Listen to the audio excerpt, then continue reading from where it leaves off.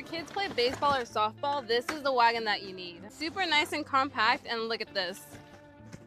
Holds up to 450 pounds, and you can fit anything in here, ladies. You have a spot down here for your chairs, tents, and canopies. It's a metal frame, so it's super durable with this waterproof nylon ripstop material. It has a telescopic handle that springs back, so I don't have to worry about touching like the dirt and grime. You got your 2 cup holders for mommy and Minnie. The wheels are all terrain for sand, gravel, dirt, really anything. And they're 4 inches wide, which is all you need. They lock and unlock right here. And you have a stretchy mesh at the bottom, so you can really stuff this thing. I love how high this sits, so that way my back doesn't get blown out when I'm trying to lift stuff out. They come in a ton of different colors, and they're having a huge spring sale right now, right before the summer. I don't know how long the price is gonna be this low, but if you wanna grab yours, I'll go ahead and leave the link down below. If your kids play baseball or softball, this is the wagon that you need.